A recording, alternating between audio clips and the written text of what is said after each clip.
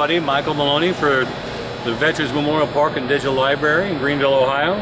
As promised, we are here at the 118th VFW Convention here in New Orleans, and I'm pleased and honored to introduce our next guest, and the epitome of never stop serving. We always have good guests.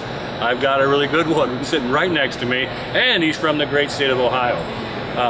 Ladies and gentlemen, I introduce you to Keith Harmon, the next National Commander of the VFW. Keith, nice to meet you. Nice to meet you, sir. Pleasure to be here. Yeah, it's so nice for you to talk to us for a second, sir. Please start by telling our viewers a little bit about yourself, where you grew up, your family, where you went to school, okay, and then your military service, please. I was born and raised in Van Wert, Ohio. Went to Van Wert High School. Active, was a sports fanatic, football, baseball, played a little bit of basketball. Went on to, upon graduating from high school, I attended Giffen Junior College in Van Wert, Ohio. It was a small junior college there. I went for 2 years, and while I was going to college there, I also worked at a local factory full-time. Upon graduation from the junior college, I went on to Kansas State Teachers College in Emporia, Kansas. I thought really that I wanted to become a school teacher, but after I had been out there for about a semester, I faced the realization that that's not what I wanted to do. I thought what I really wanted to do was go home and marry my high school sweetheart, and that's what I ended up doing. So we got about Mary Lou. Absolutely, Mary Lou. Yes, absolutely. Yeah. Good to know. Yes, and we have been together for. We'll celebrate our 50th wedding anniversary in September. Outstanding! Congratulations. Yeah, and we got married in September 23rd of 1967.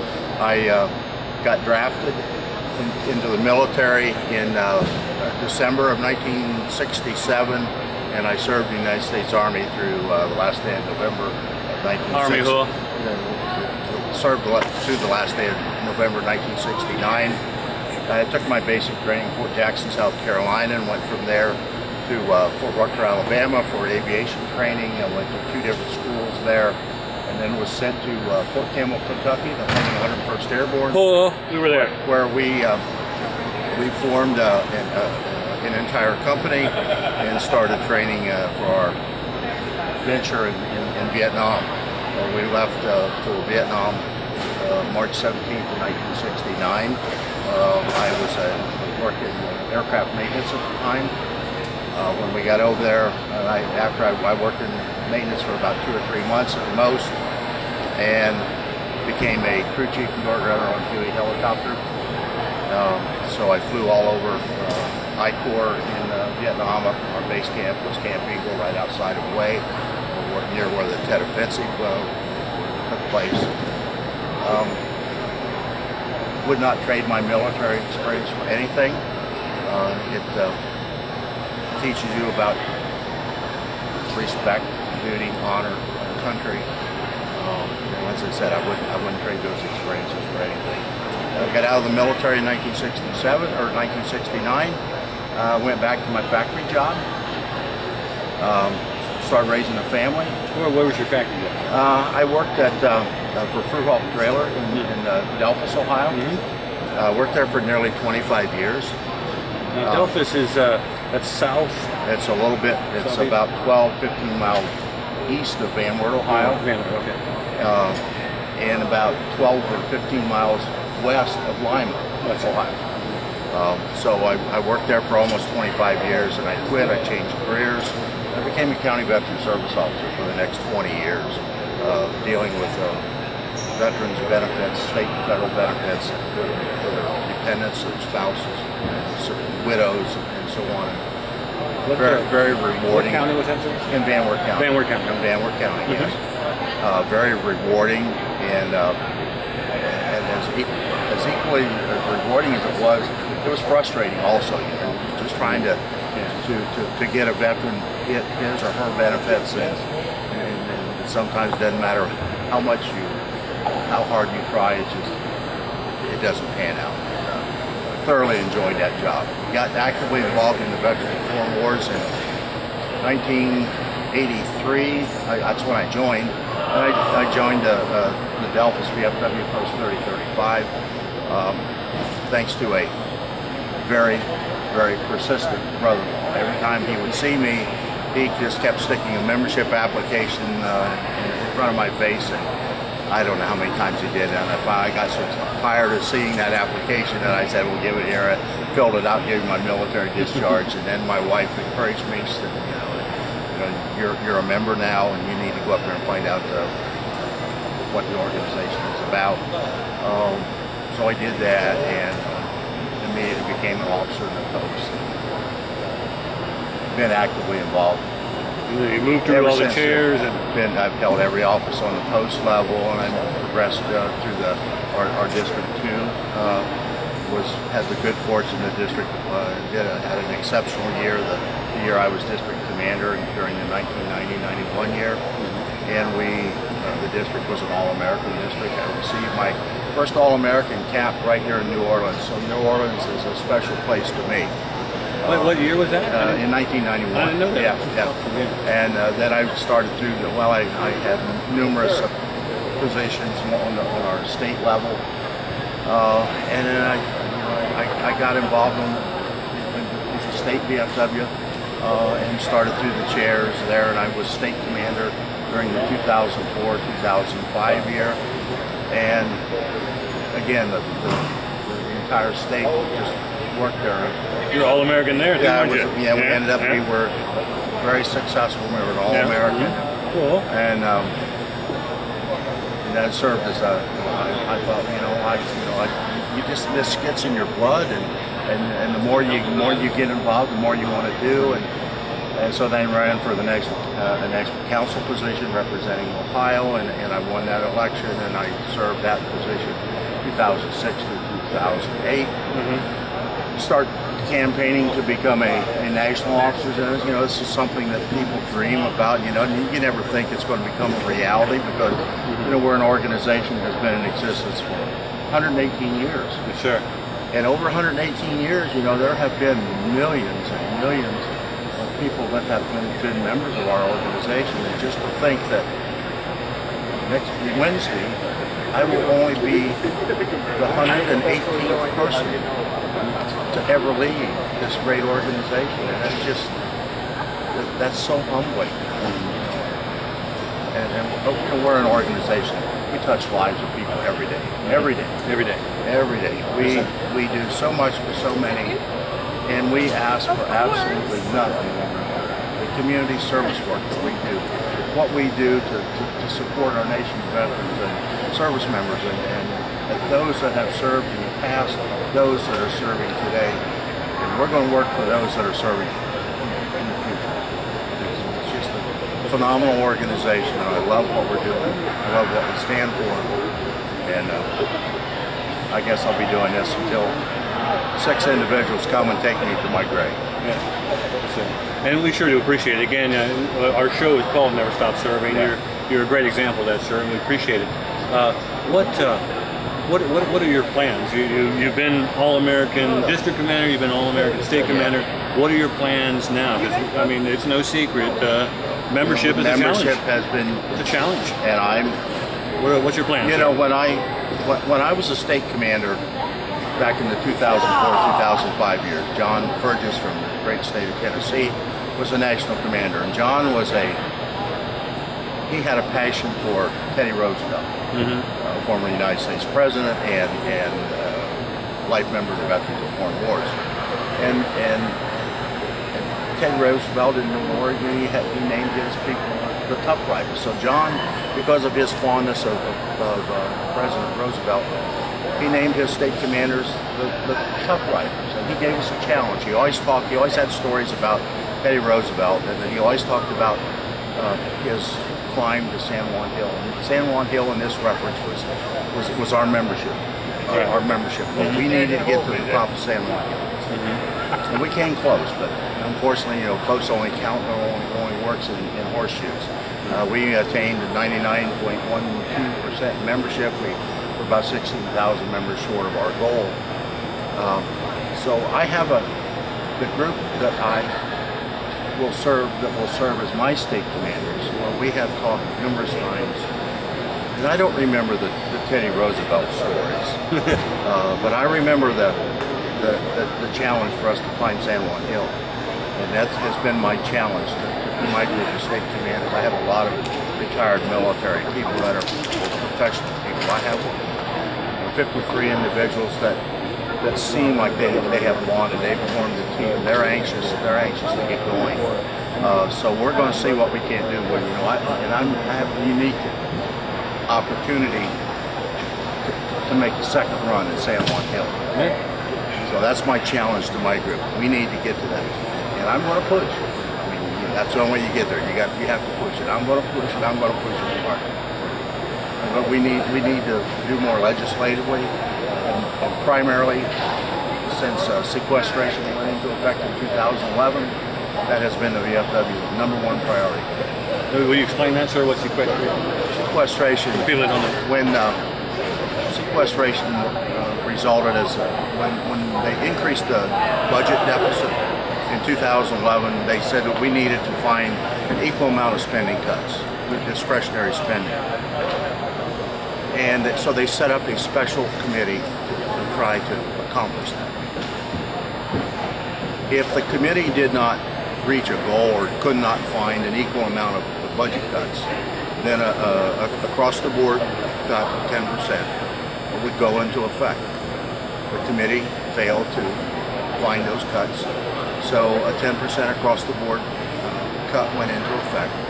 Discretionary funding affects the military, the Department of Defense the most, because that's where the largest portion of discretionary budgets are from, as well as the VA. The VA has been exempt from sequestration the entire time. Sequestration is the law of the land. It is the law of the land. It has had a tremendous effect upon today's military, even though it's been put on hold. It has been the VFW's top priority goal since 2011 to put an end to it. We need to write a piece of legislation to get it off the books because it is a law. I have heard our Washington office talk about sequestration and the effects it is having on today's military. I have read about it in every service magazine that I belong to. In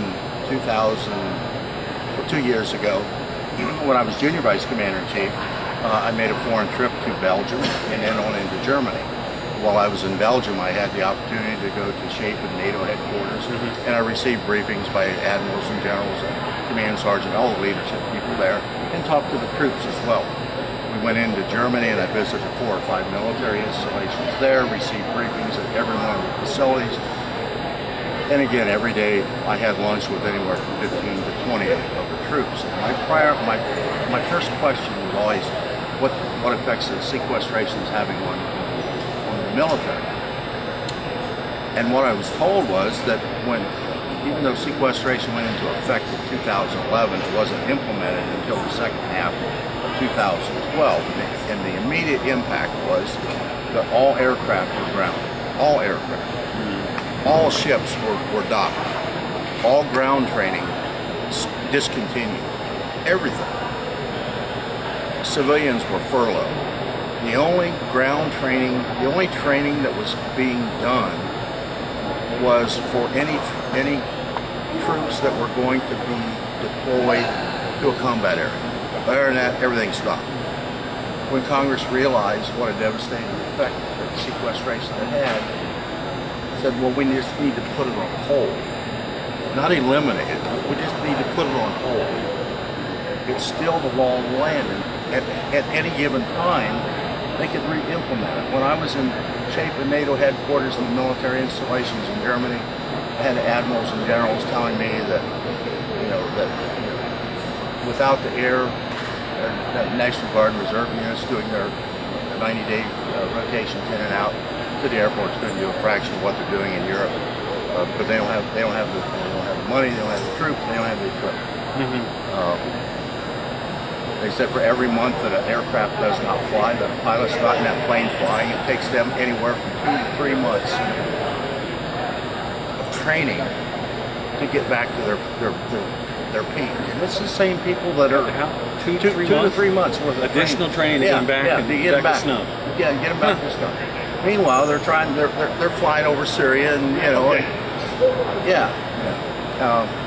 I have heard Senator McCain say sequestration is never supposed to happen. I have listened on C-SPAN to the chairman of the Armed Services Committee talk about how underfunded the military is, how the shambles that it's in. I watched Jennifer Griffin on Fox News talk about, in particular, Marine Corps and Navy aircraft, fighter planes, and that they're lucky if they have 50% that are flyable, but they can't get parts because it's sequestered. Is that still happening right now? Yes. Yeah. So we as an organization, we have to put pressure on Congress. We have to put pressure on Congress. We have to put a stop. And we can do that. I mean, we have 1.7 million members of our organization and auxiliary. And if 1.7 million members of Veterans of Foreign Wars and auxiliary contacted their legislators, somebody would set up and take notice. And that's what we have to do. And that is going to be one of my priorities. I have already told our Washington staff that walk the halls of Congress and talk to the Department of Defense, the Secretary of Defense, basically practically on a daily basis. So that is your priority in Washington. I want the phone lines lit up, the hard copy letters, emails, whatever it takes. Do it monthly. If that doesn't work, do it every 2 weeks. I don't care. Do it weekly. Do it daily. I don't care. But we need to put this to bed. Is there any special reach out to veteran legislators, like veteran congressmen? Absolutely. Absolutely. That's who we need to contact. Absolutely. That's who we need to be contacting. Your state Sherrod Brown and Rob Portman, our senators, and we need to be contacting them. We need to just contact your congressional representatives as well. But we need to put it to bed. And we're going to do that. Right on, sir. Right on. And I wish you all the luck in the world. Get out there and get them. Anything else you'd like to say in general to anyone? We've got a little something for you. Do you have anything else you'd like to say? We sure do appreciate you talking to us. Well, I appreciate the opportunity to talk with you and let me tell about the VFW story. Absolutely. Because, like I said, we touch lives every day. We're time honored. And we honestly feel, with what we do, we have some phenomenal corporate sponsors, being Burger King and sport clubs. Not every Burger King is a participant in our unmet needs program. But there are many. There are about 1,600 at least 1,600 that are. And over a number of years, they have given us about $7.5 million, and that $7.5 million allows us to give grants to a lot of spouses.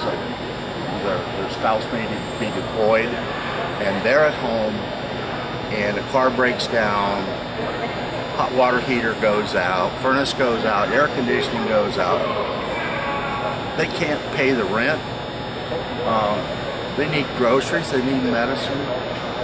Come and see the VFW, because we can help. At any level. At any level. At any level, you can come see us. At any level, you can come and see us. No one does more for veterans than the Veterans of Foreign Wars. We touch lives of veterans every day. Every day. Veterans, family members, every day. And I'm proud to be a member, and I belong to every veterans organization that there is. This is my priority, where my passion is. Hey, thank you again, sir. You're welcome. But hang on one second here. Cassie, come in here just a second. Come right up here a second. 1 second, sir. Hi. Cassie. Kathy. Nice to meet you. How are you doing today? I'm doing wonderful. Great. We have something for you, sir. Turn around here, Cassie, so we can see it. We have something for you, and I want to make sure you know Cassie designed this. Oh, really? Especially, sir. Does that look familiar to you? Yeah, That guy look familiar? yes. That's yours, sir. That is so neat. Look at Thank that. you. And I have been to the Greenville VFW post. I've seen the Memorial Park. And Cassie is now our intern director. She's going to be helping us with everything. Good. She just graduated from the school that we run this program on. Yeah. Wanted to give me that for you, Well, sir. thank you. And Thank you again. very much. I certainly appreciate it. I wear that very proudly. You're welcome. Thank you. Thank you again, You're sir. welcome. Thank you very much. Thank you. It's nice meeting you. Stay tuned, everybody. The national commander's up next. The current one. Thanks. Hello, everybody. Mike Maloney, Veterans Memorial Park and Digital Library, Greenville, Ohio again. And we just had the incoming National VFW Commander come and speak to us. Now we've been very, very fortunate. Double bonus, the current VFW Commander-in-Chief, Brian Duffy. Sir, thank you so much for talking with us. Thank you so much. Thank you. We're so honored to have you and speak with us. Please tell our audience a little bit about yourself, where you grew up, your family, your schooling, your military service. Well, I appreciate the opportunity to be with you. Brian Duffy and I did in fact grow up in the New York City area, in the Bronx to be exact. And after growing up, I went into the United States Air Force, and I served in the United States Air Force between active duty and reserve from 1978 to 1994. And during that time, I served as a jet engine mechanic initially, and then I transitioned to the C-141 Starlifter as a flight engineer. And along the way, I plugged away at college through Embry-Riddle University. And then when I got out of the Air Force, I had opportunities to go on with a few charter airlines as a flight engineer instructor, and eventually my career, I had a 27-year career with United Parcel Service, UPS, down in Louisville, Kentucky, where I went in as a flight engineer instructor, and I retired in 2014 as the assistant chief pilot for UPS. Wow. Does that mean you had the same route back and forth all the time, or you did something different? No, quite honestly, as an instructor, I would do a lot of different routes. A lot of it, though, I enjoyed because of my Air Force experience and some of the training that I was able to get as a flight engineer. I did a lot of North Atlantic flights and worked with a lot of the new pilots that had flown only domestically to give them the experience and give them the checkout to make sure that they could obviously successfully and safely cross the North Atlantic and the Pacific when they started flying in the international operations. So most of my time was pretty much crossing the oceans. Oh, excellent, excellent. And then after UPS, tell us about, you told us about your military service. Tell us about how, what you did after that. You've been the example of never stop serving. Obviously, you're the national commander. You're that example. How did you get there? Tell us about how you got to be national commander of the VFW. Well, I appreciate that. I joined the VFW back in I guess it was the mid-'80s, 83, 84, when I was stationed at McGuire Air Force Base. They had a VFW right outside the gate, and I joined there. It was Cookstown, New Jersey, again right outside of McGuire. And I started to become active. I started to understand some of the missions, some of the community service, some of the service to other veterans. As I was starting to kind of wind down my own career, I understood it was going to be a part of that military experience that once you take the uniform off, it gets unplugged, and that's that camaraderie, the fact that we really can depend on each other. And the VFW, quite honestly, gave me a lot of that back, the fact that I can belong to an organization that serves my fellow veterans, and at the same time, those that are still continuing to serve, and the communities that we all live in. So, joined in New Jersey. After I did finally wrap up my Air Force career, I moved my membership up to Long Island, New York, which is where my parents lived at the time. And then as I started my airline career with UPS out in Louisville, Kentucky, which is headquarters for the airline UPS, I moved my membership out there. And in 1989, I guess it was, and my membership is still there in Louisville, Kentucky. And over the years, raising the family, the VFW was a great place to go with the family. And it was a great place also to understand that serving others, even though you're not in uniform, we still have a responsibility, a civic responsibility to make sure the communities that we live in can be the best they can be. And the VFW was a vehicle to that as well. The opportunity to serve the community, whether it's in the classroom teaching young students something as simple as flag etiquette, or whether it's working for somebody that perhaps needs a wheelchair ramp built. The VFW was that way to do it. A lot of people don't even understand that when we talk about never stop serving, we're actually automatically, if you're an officer in the VFW, you're serving. You're actually doing. People are like, oh, I'm just an officer. No, that's service. You're actually continuing to serve. They don't even realize they're continuing on serving. I can take almost any veteran and show you without asking them that they're serving somehow. It's like in our blood somehow, some way like that. What's next, sir? What's serving next for the National Commander? 2 days from now, Pete Harmon going to take over from Ohio. What's that next, sir? What are you going to do next? Well, Keith, I'm very proud. Obviously, coming through as one of the leaders that served under my command. Very confident Keith is going to take the helm, and he's going to do a great job. And Keith has asked me if I would stay on in the capacity of Adjutant General, which in civilian terms kind of translates to CEO. If the Commander-in-Chief is the Board of Directors, the Adjutant General is CEO. So Keith has asked me if I'd stay on in that capacity, and I will be staying on. So although I won't be the Commander-in-Chief, I still will be playing a very active role in the future of the VFW. And assisting Keith and the fellow officers of the VFW have successful years, and that they're able to get out there and enjoy and be able to execute some of the missions that the Commander-in-Chief and the other line officers do. Yeah. Let's talk about the challenge for the VFW. It's no secret that there's there may be a number challenge on getting members, and it's not about awards or hats or anything like that. It's about spreading the support. Like you said, you made a connection there with the VFW and the veterans that maybe the younger veterans aren't making. What challenges are those, and what do we need to do to try to bridge that gap? One of the things that always, and I appreciate you bringing that, one of the things that we always face is the fact that in its, if you will, the heyday, the VFW in the early 90s was just over 2 million members, and now we're right at 1.25 million members. But what we need to really take into account is that the 14.5 million World War II veterans, the VFW, unfortunately, we've lost a lot of them because of the fact that they've obviously passed on. About 750,000 million of them came off of our ranks. But what I'm excited about, what the VFW is very excited about, is that the Iraqi-Afghanistan vets, where about 2.5 million different Iraqi-Afghanistan vets have served, and if you understand that they've had multiple deployments, it's about 1 million to 1.25 million unique VFW-eligible Iraq-Afghanistan vets. We've already brought into our ranks over 200,000, so I'm pretty confident. By percentage, so they're starting to trickle in, aren't they? You know what's interesting? By percentage, there's a higher percentage of Iraqi-Afghanistan veterans in the VFW than there ever was World War II veterans. It's just simply the scale of the number of the World War II vets versus Iraqi-Afghanistan. And they are starting to filter. We're starting to see them in some of the leadership positions. But I think when you consider Iraq and Afghanistan, some 16 years of that they've been removed from, if you will, their normal life, it's going to take a little bit of time before their education. A lot of them are pursuing education now that they're out. A lot of them are trying to establish their careers, and a lot of them are trying to start families. So I think in time the Iraqi-Afghanistan vets, more so than they already are, will step forward not only to join the VFW, but to take on leadership and to continue the great legacy of service. Right. And I know the VFW is doing its best to attract the younger veterans too. Part of what we're doing with our digital library is trying to get on the phones that the younger veterans are on, rather than the television and newspaper and so forth. So that's one of the things we do.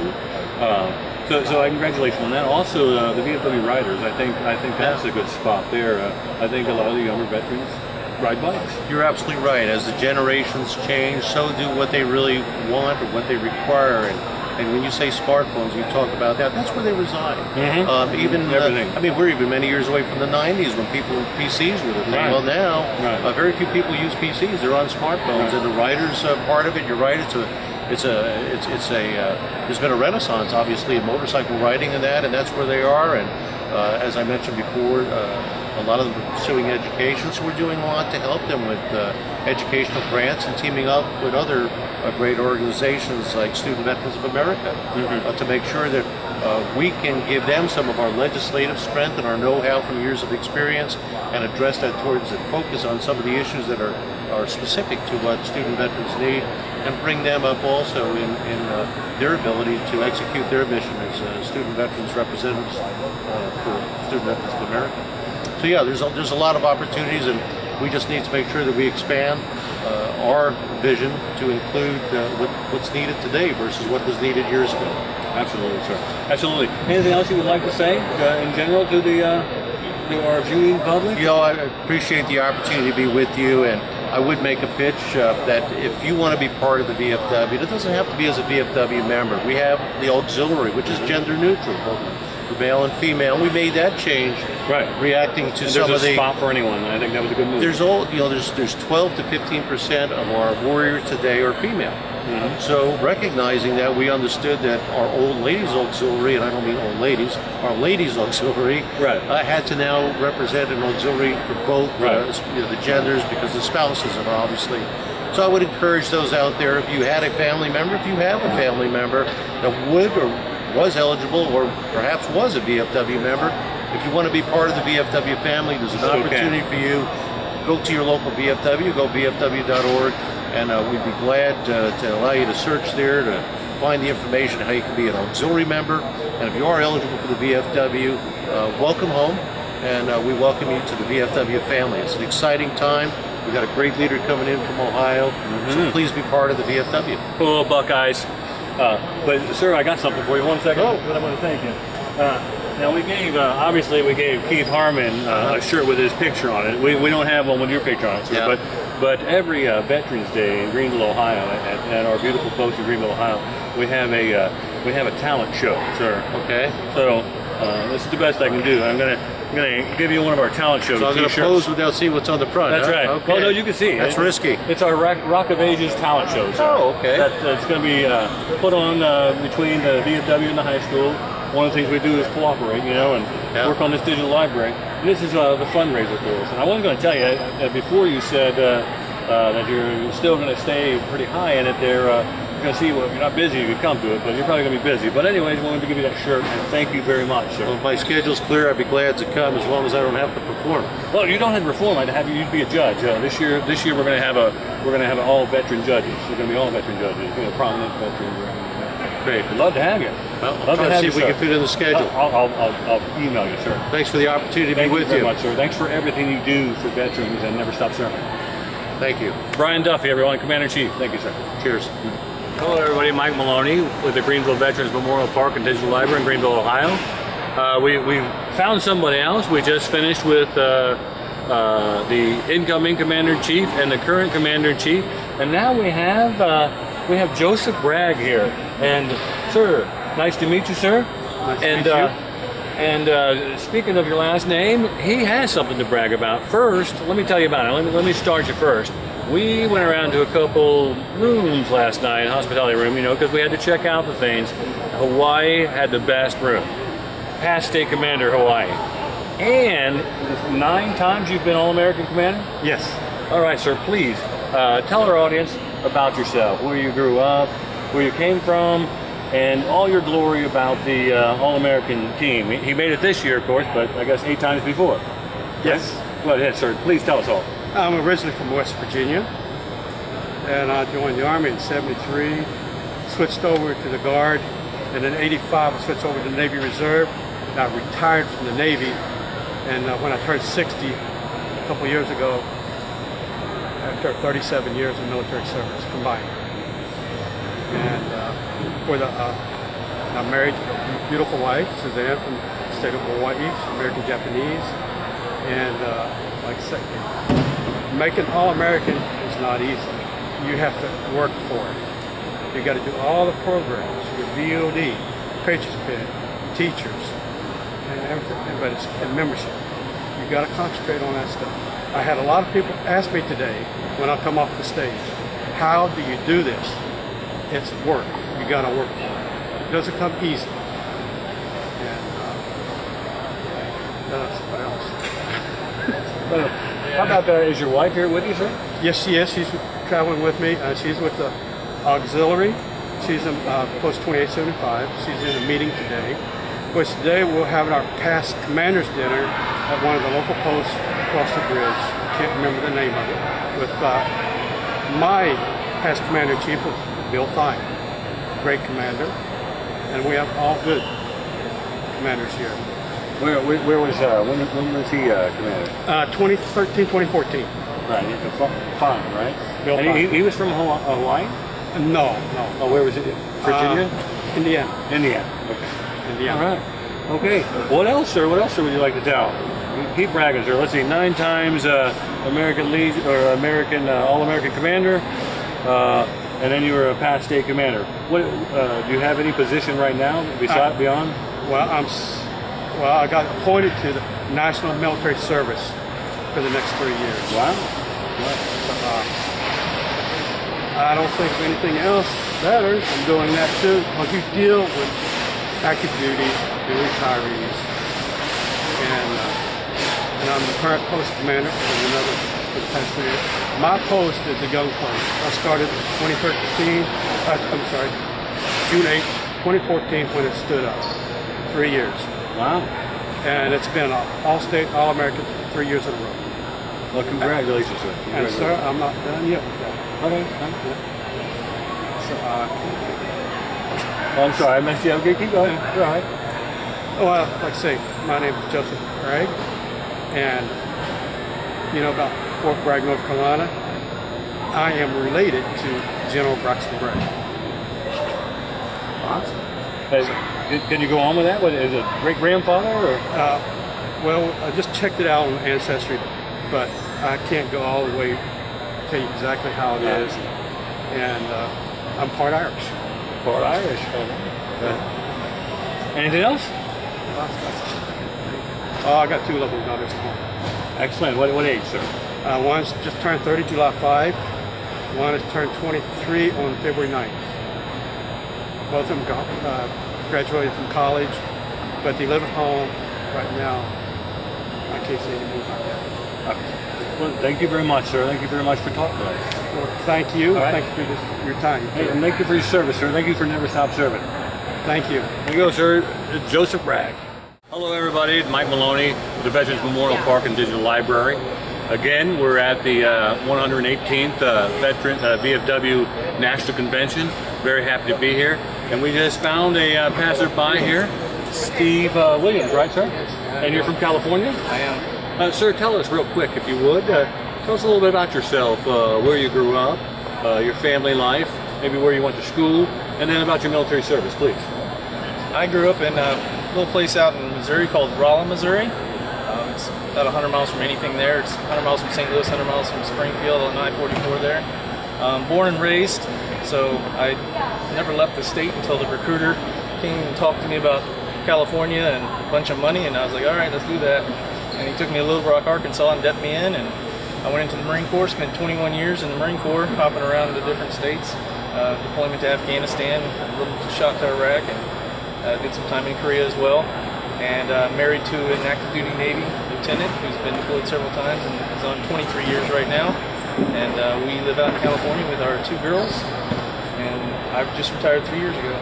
You retired 3 years ago, sir? What did you do for the Marines? What was your MLS? I was public affairs. Public affairs. So I did television. Perfect. There you go. Look at that. I did television, radio, Right up our alley. newspaper. Yeah, I did all that stuff. And then community relations, media relations, and things like that is kind of what I'm looking for right now too, is a job in that area. But I went as soon as I retired from the Marine Corps, I chose to kind of take a year off, is what it's supposed to be. And I was elected as a post commander out in Lakeside, California. And it was not a year off at all. Now, where's Lakeside? North, south? It is out in San Diego, California. So it's Okay. San Diego County, out in East County. Okay. And I worked really hard, especially the first year, and then I ended up in there for 3 years. So We strive here to show that most veterans never stop serving, and I can tell by the hat. You just said post commander. I'll bet you there's other stuff you do for the community still that you still never stop serving. Tell me. Absolutely. I don't even know it. yeah, absolutely. I mean, once you raise your hand, I think I didn't realize it when I did raise my hand, or even through my first tour. But the commitment never goes away. You start. I say I believe Marine Green still. I do things for other organizations in the community. I represent veterans, and I'm out there supporting as a veteran service officer, helping other veterans. It just never stops. You're constantly helping each other out there. Right, never stop serving. I appreciate you talking about it. Is there anything else you'd like to tell? Give your family a shout out. Anything you'd like to tell of interest for veterans? Oh, well, I appreciate you all doing this. A lot more activity out there on the internet, on social media is exactly where we need to be, and talking to the veterans out there and trying to get that commitment. All of us are, all of the veteran organizations are still having that challenge with more veterans stepping up and into those organizations and helping out in officer positions and things like that. So just really want to. And the younger ones are on their phones. Yeah. You got to get on their phones. Exactly right. You got to get on their phones. Yeah, so this is the best way to do it. Get out there and recruit them, and get out there. Again, this is our service after service. Well, Stephen, thank you for talking to me. I appreciate it.